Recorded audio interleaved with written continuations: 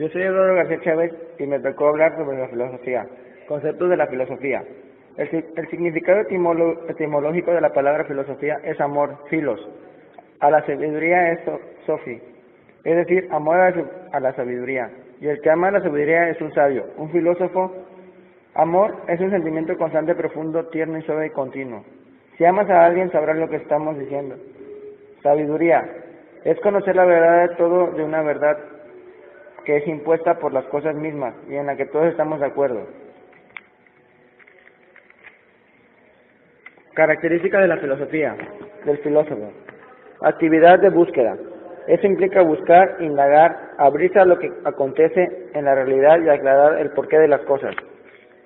Gusto por la reflexión. Significa pensar detenidamente, consciente y ordenadamente. Este gusto por la reflexión implica buscar espacios y tiempos de la soledad para penetrar en el ser y la razón del ser de las cosas. Pensamiento lógico. Es fundamental que la mente esté apegada a la realidad y que el fruto de este contacto sea expresado de modo ordenado y coherente. Capacidad de asombro. Si el orden del universo, si la belleza natural, son los acontecimientos diarios que pasan día a día y permanecen diferentes ante ellos, muy lejos del ser filósofo. El espíritu de la humildad. Quien tiene ese espíritu es un soberbio intelectual. Ante la verdad solo nos queda rendirnos.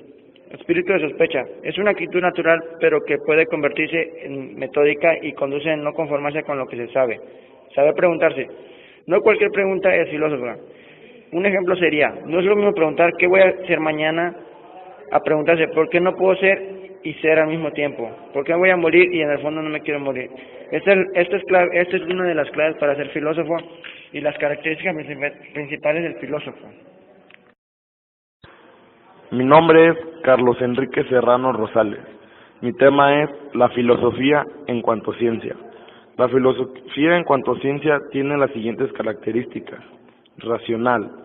Significa que usa la razón, hace a un lado la fe, el mito, lo esotérico, etc. Su método es la relacionalidad empírica, la visión total. Todo lo que encuentra en lo real lo va intercambiando con sus causas y lo mira con su conjunto. Explicativo. Se vale de un lenguaje para aportar su saber a todo aquel que quiere abrirse a la verdad. Función orientadora.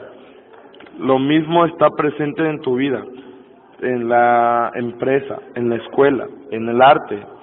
Ella es la luz que ilumina el comportamiento, la idea directriz que favorece la cordura, la visión total que ordena y le da consistencia a los propósitos.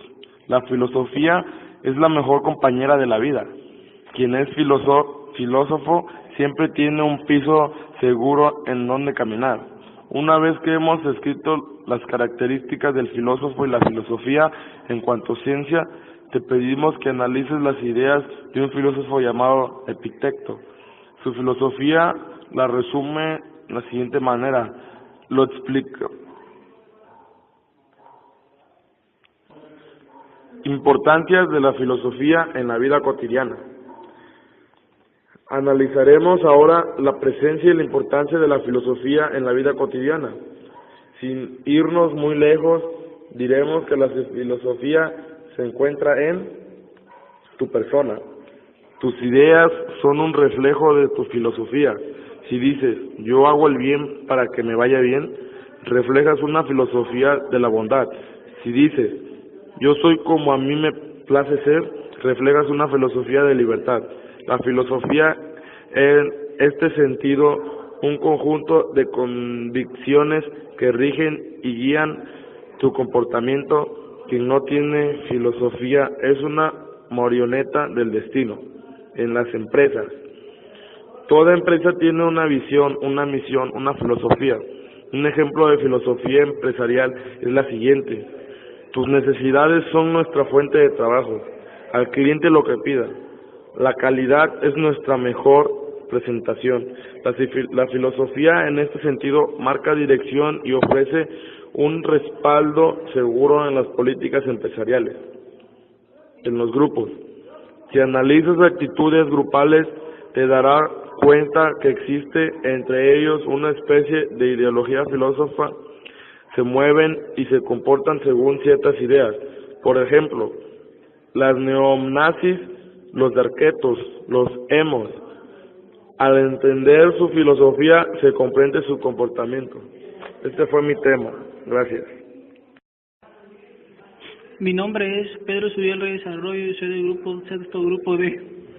Mi tema es objeto de estudio y métodos de la filosofía. A. Se trata del método socrático.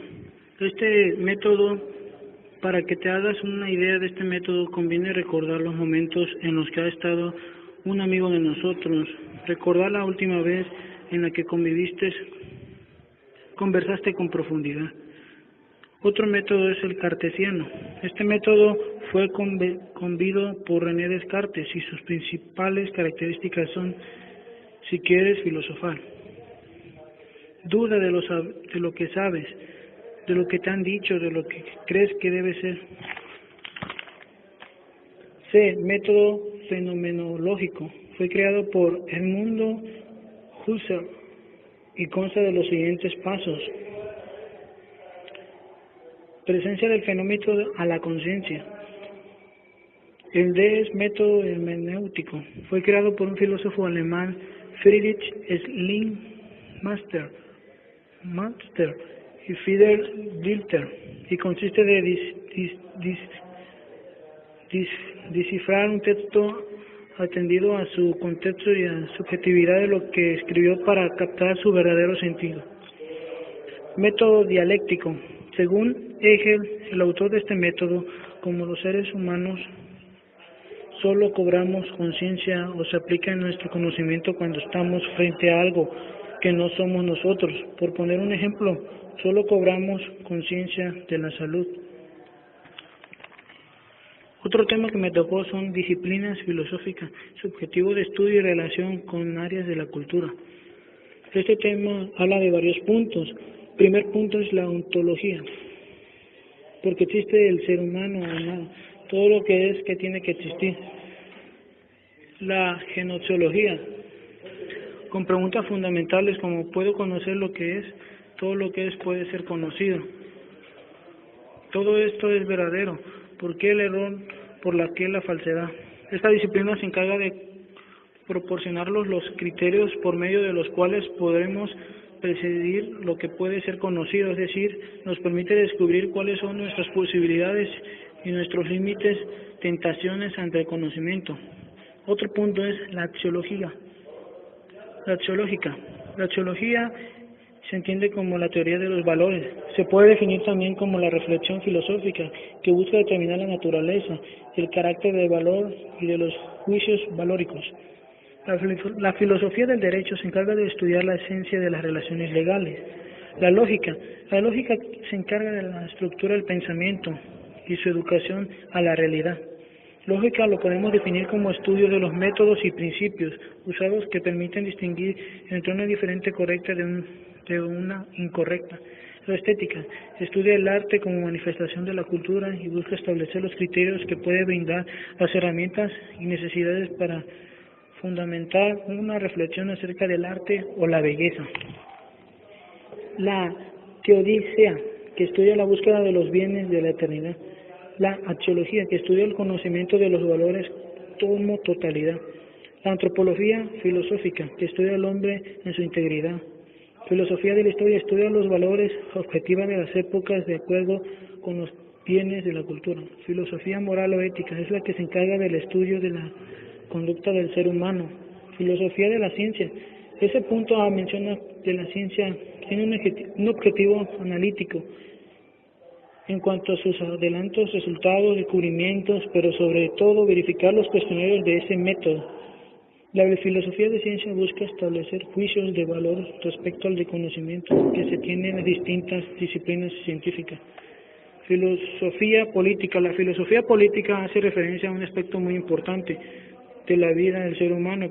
Podemos decir que el hombre por naturaleza es un ser social. El hombre no puede vivir en sociedad, en soledad, y no por lo tanto ha desarrollado una estructura que le permite vivir armónicamente dentro de una sociedad. Filosofía cultural. Esa filosofía cultural se entiende todo aquello lo que se ha brotado de la invención y producción humana. Mi nombre es Omar Francisco Hernández Escalante. Mi tema es Problemas filosóficos del conocimiento. El racionalismo.